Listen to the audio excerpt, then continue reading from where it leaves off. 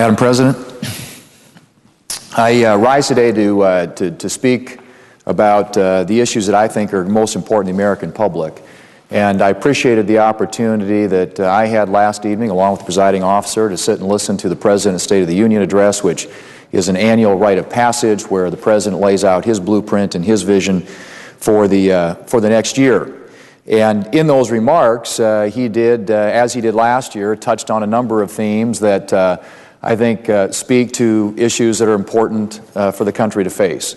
And certainly there were things in that speech that I agreed with in terms of the things that he said that we need to be focused on, some things that I didn't agree with.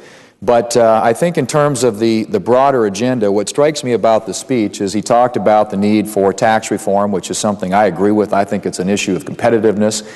He talked about medical malpractice reform, which is something that many of us have been trying to get part of the health care reform debate in this country for a long time. Unfortunately, that got left on the cutting room floor last year. He talked about strengthening Social Security and entitlement reform, also a critical priority if we are serious about getting spending and debt under control.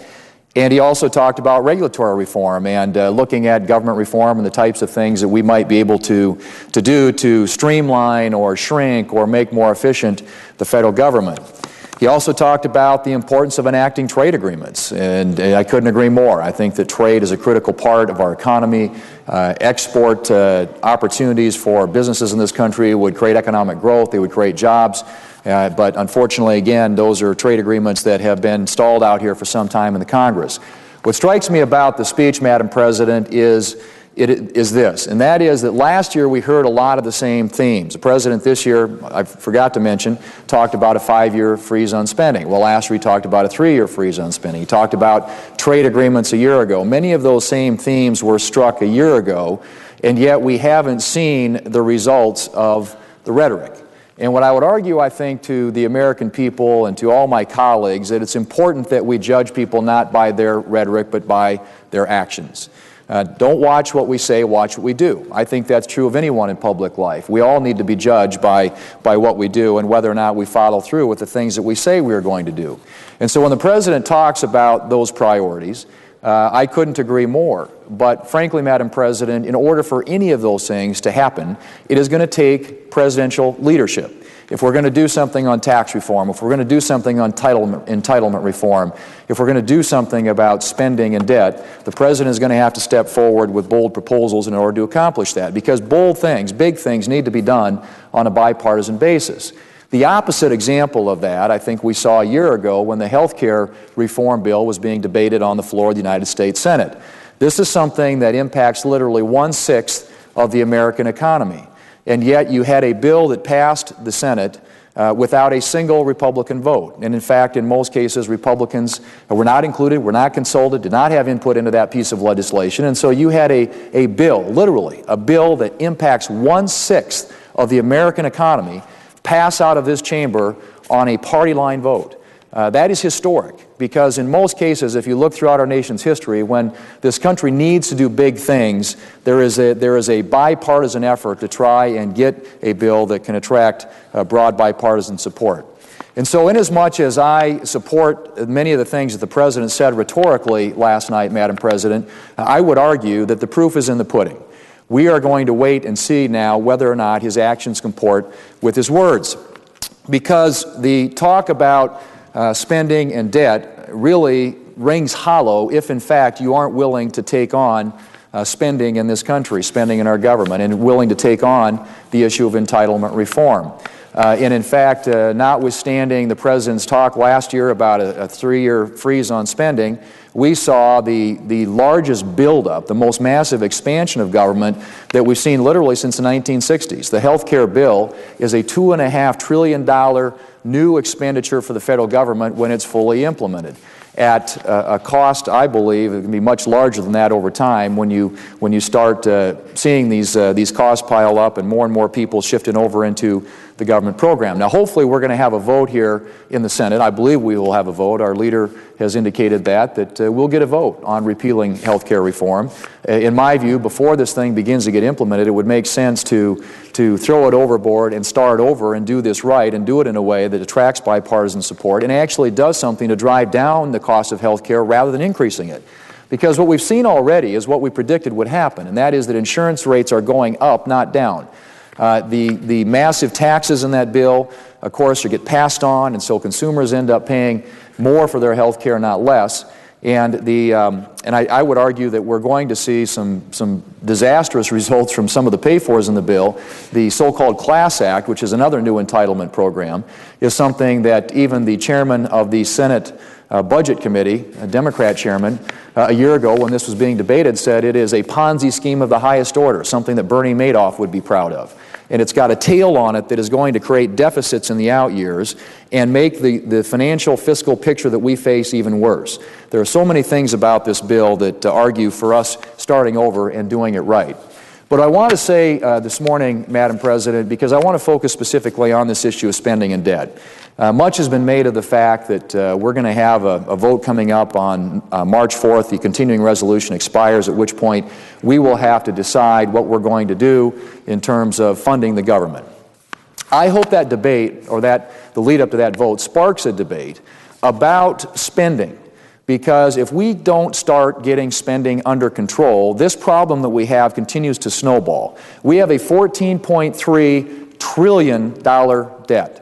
And the other point I would make is there's another big vote looming sometime between late March and early May and in the April time frame, most likely, where we're going to have to raise the debt limit. We're already at $14.3 trillion in debt as a nation. And we're going to have to extend the nation's borrowing authority above that so that we can finance the government. Now, we have maxed out the credit card. We cannot do this any longer. We don't have the luxury of time. When you're facing a $14.3 trillion debt, much of which we owe to other countries around the world, we put ourselves at great peril. We put our economy at great peril. I would argue it's a national security issue, and I'm not the only one saying that, Madam President. The chairman of the Joint Chiefs of Staff, Admiral Mike Mullen, said a few months back that the greatest threat to America's national security is our national debt. Now, that is the top-ranking military official in this country saying that it isn't, when he talked about the greatest threat to America's national security, he could have talked about Al-Qaeda, he could have talked about the Iranian nuclear program, he could have talked about China, he could have talked about North Korea, but what did he say? The greatest threat to America's national security is our national debt. That speaks volumes about what we need to be focused on and what we as public officials here in the United States Senate need to devote our energies to. And so when we think about that, there are a couple of things that obviously you can do. Now, I have advocated, and as have others, that we go back to the 2008 spending levels, because in the last 2 years we have seen spending on the non-national security discretionary part of the budget increase by 21% at a time, when inflation in the overall economy is 2%. So the government has grown at 10 times the rate of inflation in the last 2 years. When the President talks about freezing spending this year, he is, in my view, dealing with an issue that really, the only analogy I can use, it's like closing the barn door after the horse has already gotten out. We have a major problem. We have a dramatic run-up in spending in the last 2 years, and freezing it now will enshrine and lock in to the baseline that massive increase in spending. If we go back to the 2008 levels, it will be painful, but we don't have the luxury of not dealing with this now. It's going to be painful, but it's going to be necessary if we're serious about providing a better future for our children and grandchildren. The alternative, Madam President, is we continue to run up these $1.5 trillion deficits year over year over year, and adding significantly more to that debt, and putting ourselves on a trajectory when I think our economy is in great peril in the future. Now, that's one aspect of it. We talk about the non-national security discretionary part of the budget. Of course, the security, or the national security part of the budget, is already being scrutinized and scrubbed. The Secretary of Defense, Robert Gates, has made it clear that they are going to try and find savings and efficiencies in there on the tune. In fact, they've already, I think, determined that they can save somewhere on the order of $150 to $170 billion in the defense budget over the next 5 years. But then you've got this other part of the budget, the entitlement program, Social Security, Medicare, and Medicaid, which, of course, Medicare and Medicaid are driven by health care costs. And until we figure out what we're going to do on health care to rein that in, to get that cost under control, it's going to be complicated to try and fix Social Security, or to try and fix Medicare and Medicaid. But that being said, I think that's what argues for actually putting remedies in place that will put downward pressure on health care costs, on utilization, so we can bring health care costs back into control. And there are a number of good ideas out there about how to do that. The Debt Commission made some recommendations, although most in the area of Medicare and Medicaid were largely cosmetic because they couldn't come to an agreement about how to fix health care. Social Security, on the other hand, Madam President, is available. It can be fixed. And I think that the Debt Commission made a series of recommendations. I hope the President and his team will take seriously and come to the Congress.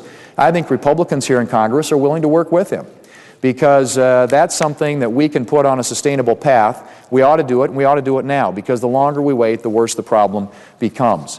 And so you've got the entitlement issues, you've got non-national security discretionary spending, things that can be done that this President, if he's willing to put his rhetoric into action and take leadership, can actually put up a record of accomplishment for the American people. The alternative is we continue to add to the $14.3 trillion debt. Now, I'm not going to sit here and say for a moment that it isn't, that we aren't all responsible for this. Obviously, there were previous administrations and previous Congresses. We have gotten where we are today because we didn't make the hard choices when we should have, and now the choices become much harder. But I would also say, Madam President, that in the last 2 years, that debt has grown by over $3 trillion. Largely because of a $1 trillion stimulus bill that we borrowed from our children and grandchildren, which didn't do anything to create jobs, but did add $1 trillion to the debt, and the health care bill, which again, the costs of many of the costs of that we are going to see into the future, but it has a profound impact on the fiscal picture that the country is going to be dealing with and going to be facing. What does it mean to finance a $14.3 trillion debt? Well, it means this. We spend so much on interest that next year, the amount that we spend on interest will equal the amount that we spend on national security. I mean, think about that. The entire national security defense budget to defend this country, that amount of money will be equaled by the amount that we spend on interest to finance the debt. And that continues to explode in the years ahead. And if for some reason we were to have a run-up in interest rates, if something happened in the economy, which with inflation starting to take off a little bit, generally interest rates would follow that, and at some point in the not-too-distant future, you could see interest rates tick up. Well, we've been able to manage our debt by the way that we financed it and short-term borrowing. If you saw interest rates reset and go up, it would have an even more profound impact on the amount that we pay to finance that debt and the amount that we make in interest payments. Every child in America today under the age of 18, Madam President, owes $114,000 because of that debt. In 6 years from now, it'll be $196,000.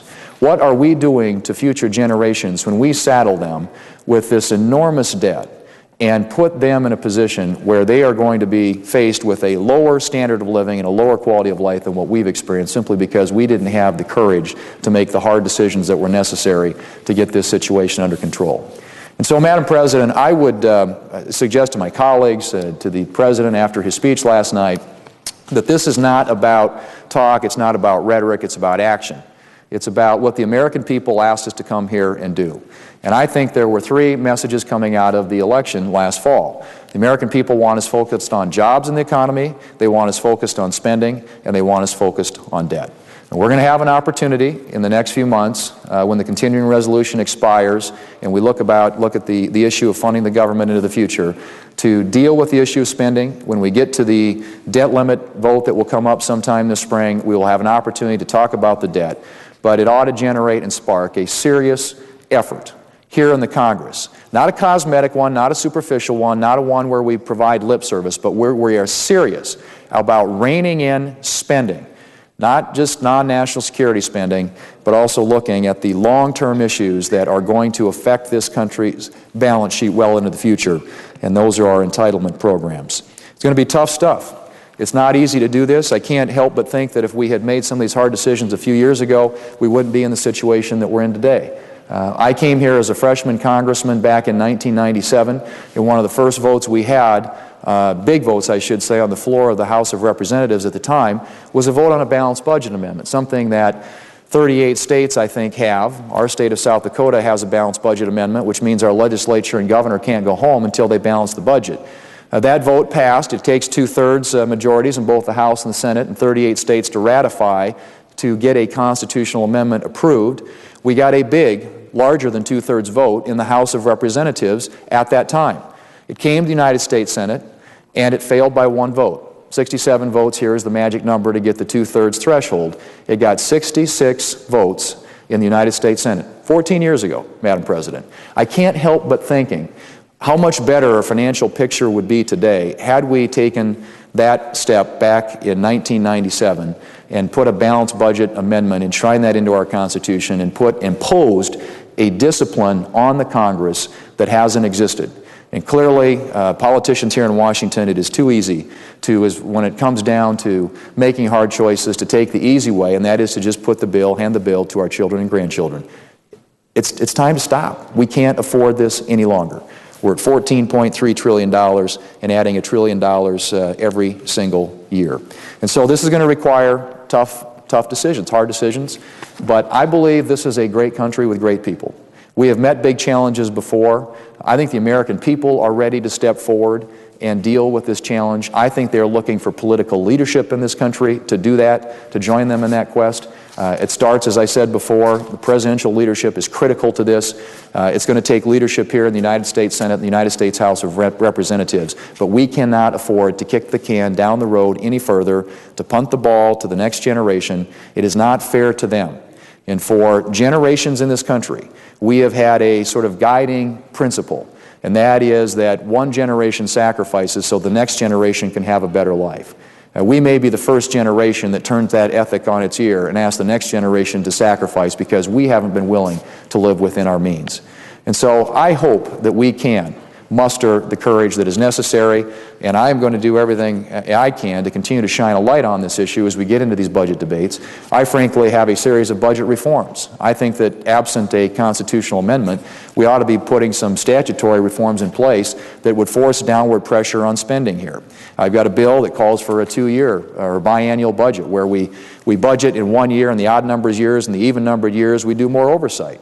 And so that when people here are running for re-election, instead of worrying about how to spend more money to curry favor with a particular constituency, we're doing oversight and looking at how we can save money, for the next generation. And so I'd like to get a debate on that. I think we ought to make the budget resolution that we pass here binding and give it the teeth and the force of law, which it doesn't have today. I think that there are a series of prescriptions, Madam President, that would be worthwhile for us to not only entertain, but hopefully implement to really take seriously the challenge that is before us. So I thank the Chair for the time, and I look forward to engaging the debate about spending and about debt and how to better create jobs in this economy for the American people, which is what I think they want us focused on, and I hope that it will be not just rhetoric, but action that follows. Madam President, I yield the floor.